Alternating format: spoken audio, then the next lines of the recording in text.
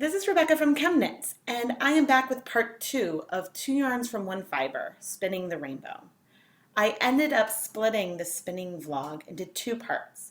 In the first, I spun a worsted weight N-ply yarn with short sections of color repeats, and now I want to make a chunky, long gradient starting from one end of the rainbow braid and spinning all the way to the other.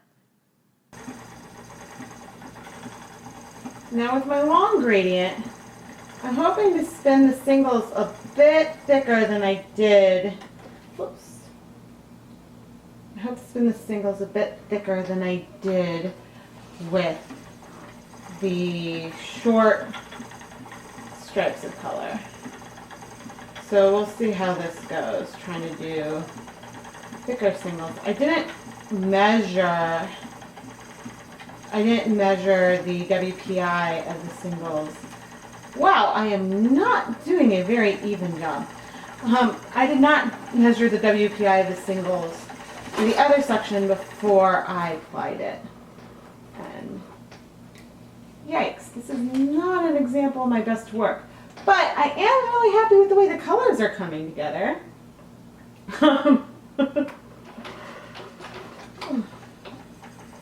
8-month-old Rowdy is bouncing in his jumper as I spin. Let's see. Okay, let's tighten this a bit.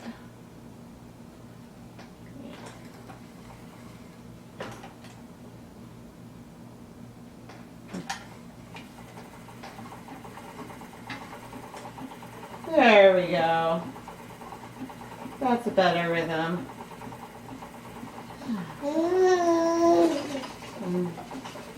Yeah, I really like dyeing with Kool-Aid. The colors are vibrant, it smells good, and it's really fun to play with. The hardest part is actually getting access to all of the different colors. My local grocery store tends to have a bunch of reds, maybe a grape or an orange flavor, but very rarely do I find colors such as yellow or blue.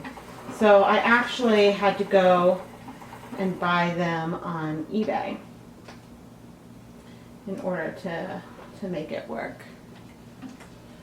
The nice thing about an imperfectly spun yarn is it gives a very handmade, hand-spun quality.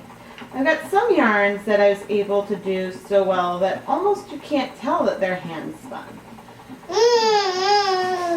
That's right, Mr. Variety. Ooh.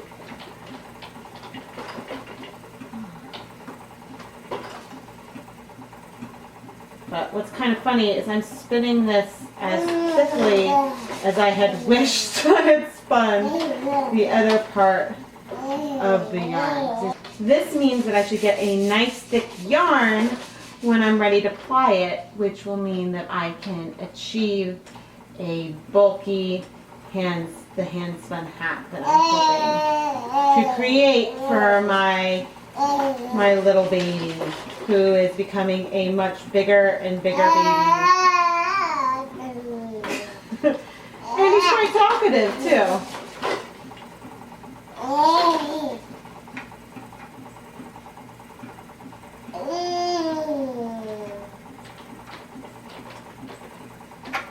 Alright. And now we're starting to transition to the next color. And so I'm really just going down along the length of the braid. And here, now that we're going through this color transition, just taking a small section and I'm going to break it up into a couple pieces and add this, and then go straight into my main orange section.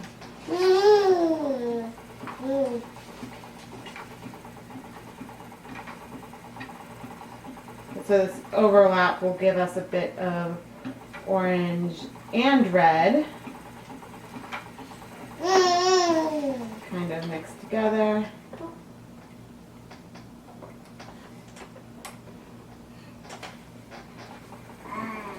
But yeah, the fact that these are blogs and not spinning tutorials should be more evident as I'm really trying, oh, I need to let some of this twist out, as I am really struggling to knit and, or to spin and talk at the same time. I need to tread a little bit slower.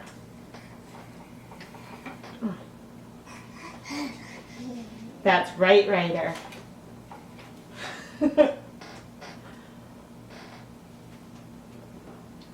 Alright, and now I can full on spin with the orange after that tiny section of transition.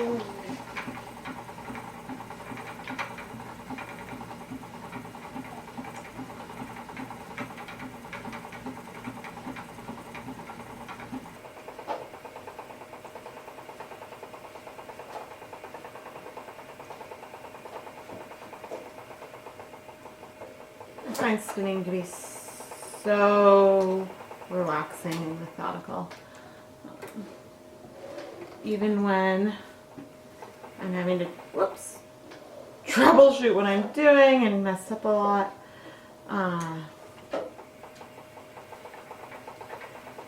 The nice thing is it doesn't really matter to me if I make mistakes. Since I'm making these yarns for myself, I just kind of try to go with where they shape me. And hopefully I'll have enough yardage from all this thick yarn to make a hat for Mr. Rideroo. But you never really know if it's going to work out. That's the one thing I struggle with, is a good estimate of the yardage, because whatever yarns I spin seem to be much more dense, I suppose. So for weights, like for a DK yarn that I spin, it seems to not have as much yardage as 100 grams of a similar yarn might. Alright, I am approaching another color transition. This is going, I'm spinning this so thickly that it's going really, really fast.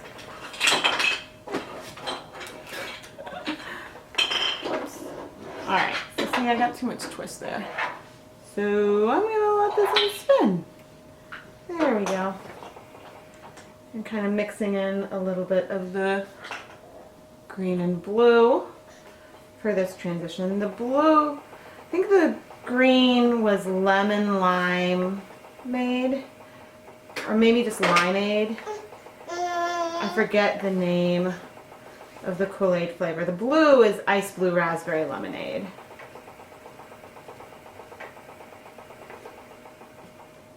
But one can wish that they would have made these colors a little more potent.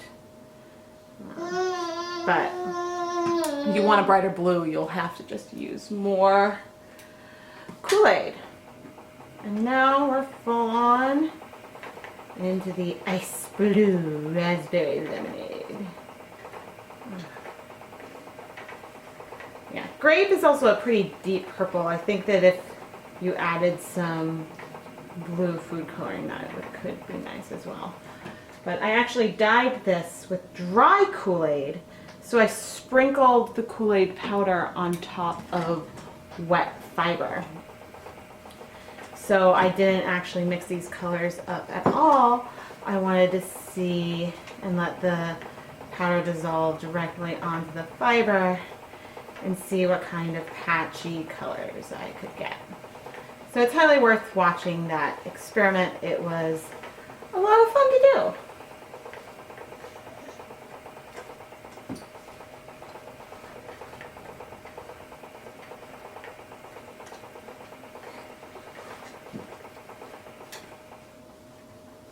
I'll be back when this spinning is complete and I'm ready to start trying to ply this yarn.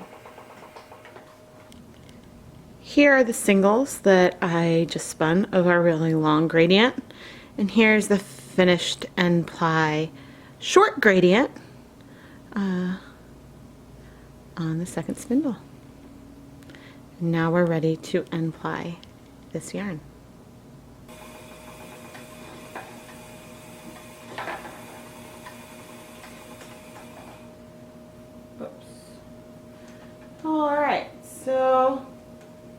not off to the best start here. There we go.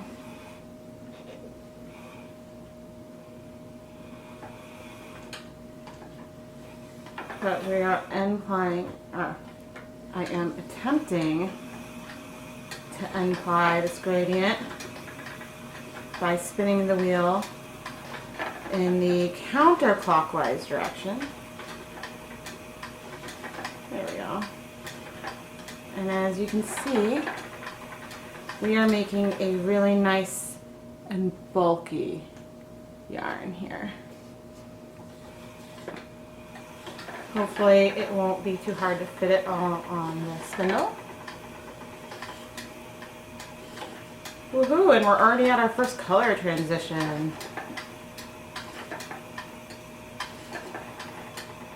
This intermediate section is going really fast.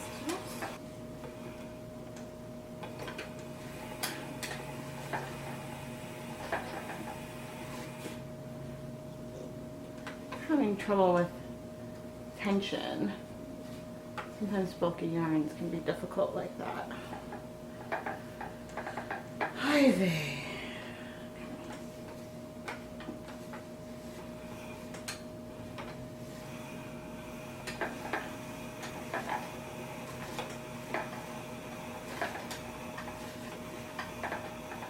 Aha!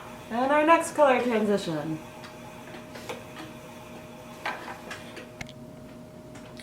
Alright, I'm not sure what the problem was, but I re-fixed the drive band and I think things should be working now. Although right now, there we go. I got stuck in a twist. Aha, and here comes the yellow, which is the palest. Oh, this yarn is so bulky. I do have a bulky yarn adapter for the wheel, but that doesn't really help very much with pickup and like winding the yarn onto the bobbin. See, right now the yarn's just getting a little stuck. So maybe I should have changed the orifice for this project.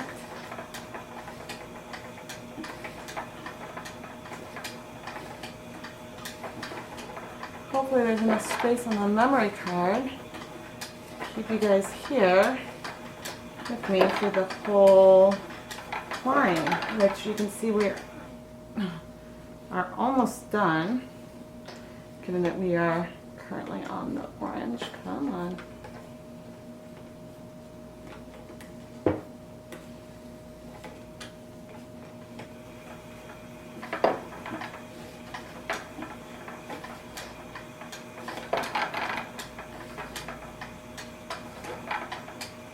I think I said earlier, but it's been a few months since I've been able to really spin.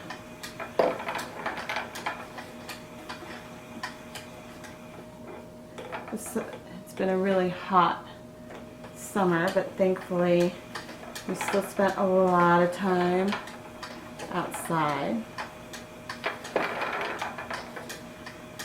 But now that winter is coming, ha ha ha, that means that I should have a lot more spinning and dyeing time.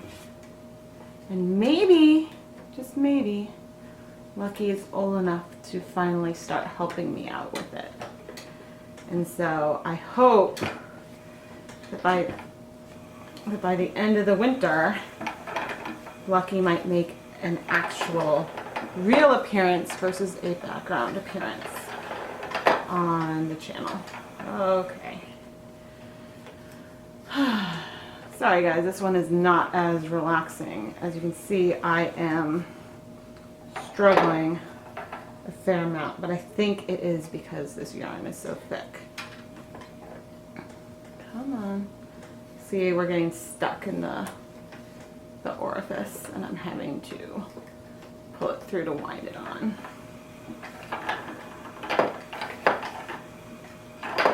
This is a reason, well, it being difficult is not a reason, but thick yarns are a reason that plying can be fun. It's pretty relaxing.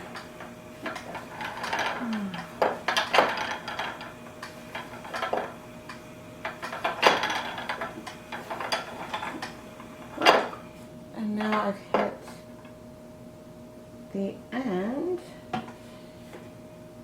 Wahoo! Of my fiber.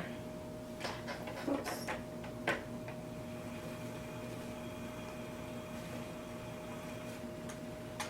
I didn't start this project thinking one fiber, two different yarns, but that's what has ended up happening. I have spun these singles in different directions and then plied them each in the opposite direction, so they're kind of opposite yarns here, but one of them I did a really long gradient of color and spun it much thicker than the other. So yeah, maybe I will have to knit a swatch up of each of these just to show the difference. But now I am going to wind these onto my Nitty Knotty and then set the twist with some water. So I'm about to go set the twist of these two yarns, and I made an interesting discovery when I was counting my wraps. Each of these are in a 4-foot skein now, and I counted 16 wraps of the thick yarn and 17 wraps of the thin yarn. So there you go. I got almost exactly the same yardage from 2 different spinning techniques. And I have no idea if I'm going to have enough of this really thick bulky yarn to make what I wanted to try to make out of it. So that will be a different experiment for another day. Here we have our 2 finished yarns. We probably have around 20 yards of each. So more of the thin one than I was wanting to have, and a little less of the thicker one. But I spun it pretty tight, but it's still really soft. So I'll have to see if I have enough to make the infant size hat that I was initially spinning this for. But if there isn't enough, then I'll turn it into some fun color work thing.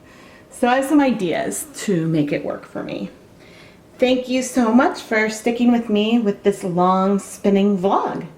I am Rebecca from ChemKnits, and I hope you have a happy day of spinning ahead of you.